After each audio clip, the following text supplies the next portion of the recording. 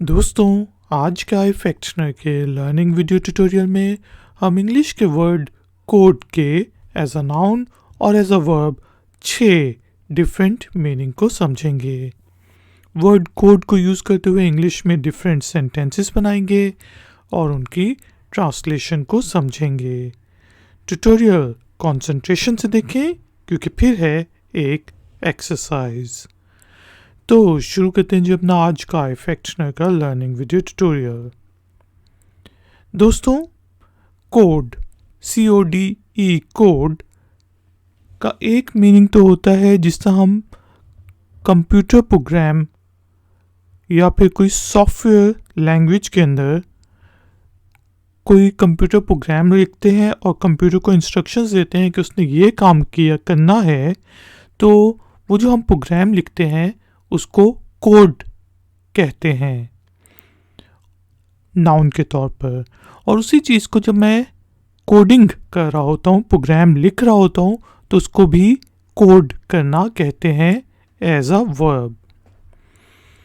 इसके अलावा दोस्तों, एज अ नाउन कोड जो होता है जिसका कोई सीक्रेट कोड होता है, कोई सीक्रेट लैंग्वेज है, कोई सिंबल्स हैं जो दूसरे को समझ ना आए, लेकिन कुछ लोग आपस में सीक्रेटली कम्युनिकेट करने के लिए कोड यूज़ करते हैं। जिस तरह अगर किसी ने किसी को कोई मैसेज देना है जो दूसरे लोग ना समझ सकें, तो वो कोड लैंग्वेज में वो मैसेज उसको देगा। इसके साथ साथ दोस्तों, कोड जो है जिस तरह हम कहते हैं कि क्रिमिनल कोड या कोड ऑफ कंडक्ट, तो उनको भी हम कोड कहते हैं, जो के मीनिंग ये होता है कि कुछ ऐसे लॉज होते हैं, रेगुलेशंस होते हैं, रूल्स होते हैं जो कि फॉलो करने होते हैं, तो उस वक्त फिर हम उसको कोड ऑफ कंडक्ट कह देते हैं।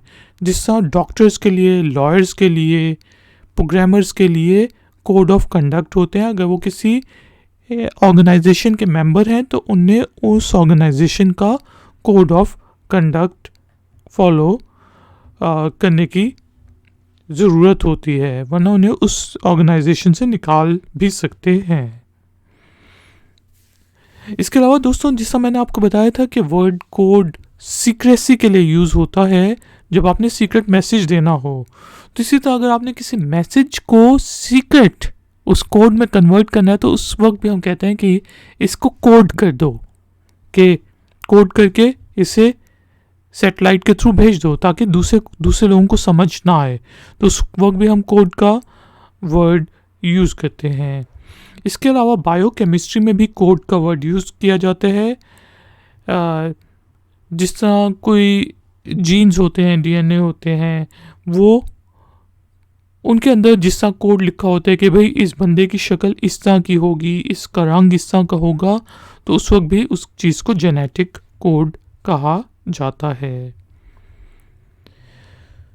तो दोस्तों, हमने देखा कि कोड ज़ाब्ते को भी कहते हैं, नियमों को भी कहते हैं। चलें अब वर्ड कोड को यूज़ करते हुए इंग्लिश में कुछ सेंटेंसेस बनाते हैं और उनकी ट्रांसलेशन को समझते हैं। हमारे पास पहला सेंटेंस है, can you give me the source code of this software. कि क्या आपने कोई सॉफ्टवेयर किसी प्रोग्रामिंग लैंग्वेज में लिखा, लेट्स सपोज C++ में, विजुअल C में, किसी में भी, तो मैं कहता हूँ कि यार इस सॉफ्टवेयर का कोड मुझे मिल सकता है, इस सॉफ्टवेयर का सोर्स कोड मुझे मिल सकता है, शायद उसमें मैं कुछ चेंजेस करना चाहता हूँ, या इस गेम का मुझे सोर्स कोड मिल सकता है, इस ऐप का आप मुझे सोर्स कोड दे सकते हैं। Can you give me the source code of this app, can you give me the source code of this software, can you please share the source code of this app. क्या आप इस app का source code share कर सकते हैं कि नहीं।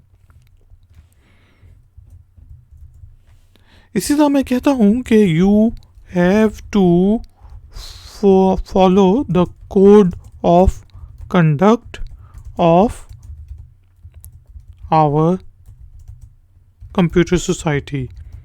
हमारी कोई कंप्यूटर की सोसाइटी बनाई हुई है हमने, जिसमें डिफरेंट प्रोग्रामर्स आते हैं, तो उनमें मैंने कहा कि भाई अगर आपने इसका मेंबर बनना है तो you have to follow the code of conduct of our computer society.